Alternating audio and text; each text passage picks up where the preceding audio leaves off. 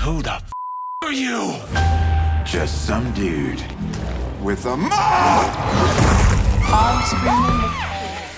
What was your introduction to the Toxic Avenger? What do you remember about the first time seeing it? I remember my friend's older brother brought me the VHS. This is how you learn about cool music and cool movies. Somebody's older brother or sister gives you a tape or a record, and he said, you got to check this out. And it made a huge impression on us, right when we were trying to figure out how to make our own movies, and we kind of took it to heart and ran with that, which I suspect is similar to your experience. Yeah.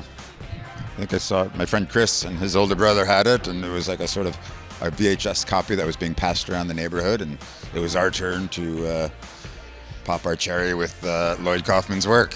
But it was great. It felt a little taboo and sort of, should we be watching this? But then, as Macon said, it was really inspiring, because if you see something like a Spielberg movie, you're like, this is the greatest thing I've ever seen, but it feels like something that has no bearing, like what you're capable of doing. But if you see something like Toxie, you're like, let's get a camera. And it's inspiring in that way for people like us who wanted to make movies one day.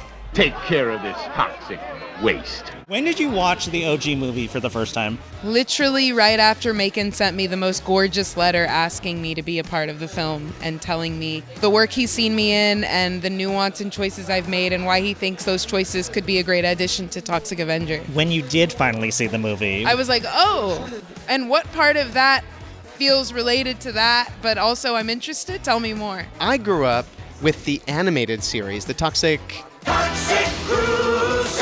What was it? It's not Toxic... Is it the Toxic Avengers? Toxic Crusaders! It was like a sort of like team of fighters or vigilantes. So I grew up with the animated series, not the movie. Was very aware of the film growing up. It's that thing of going to the local video store and seeing the kind of horror or cult section and being very aware of all of the Troma films, but didn't actually see Toxic Avenger until I was preparing for this. So when you were actually preparing for it, what did you think? Oh, it's incredible. No, it's amazing. And it's all the things that I expected it to be. It's DIY, it's very low budget, it's all practical effects, it's exploitable elements everywhere that you can put them. I didn't see it until after hearing about this film. I have to admit, I wasn't really aware of Toxic Avenger before getting attached to this project, but man, it is crazy, and I think this film just like matches that tone, and it's modern but classic in a way, so it's great. It looks great. I'll just scrape off the black part. That part's pretty good. You're one of the really esteemed folks in this industry who have launched an entire franchise that has lasted for over 4 decades. What is the role of an originator or creator when it comes to remakes and franchises as big as this one? We got really lucky because Legendary had guts, and they picked Macon, who's terrific if you've seen his other movies, and how nice that Peter Dinklage is playing the Toxic Avenger. It's totally different. Yet, all sorts of, it's in Tromaville, and the pathos is there, the mood is there, the satire, and there's dancing. I don't want to be a spoiler. No, don't spoil. But we love dancing in our movies. It's hard to keep them reined in, but honestly, that's part of the music. Peter, you're known for really iconic, dramatic roles, but you really show a lot of humor, and this is a kind of a different role in a lot of ways and shows a lot of different sides to what you can do. I steal that mic real? Yeah.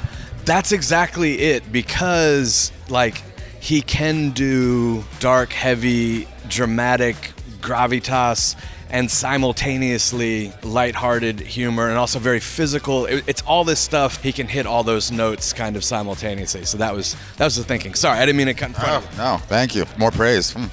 I'm obsessed with the science of comedy, because it really is like a science. It's all about timing and about like one of my favorites is Albert Brooks. On the surface, he seems like a tragic figure, sad, most often heartbroken, alone, but there's something inherently funny about him, and it's because of he has this certain demeanor and timing. I'm sort of obsessed about finding that perfect moment to get that laugh. See, when you say self-defense,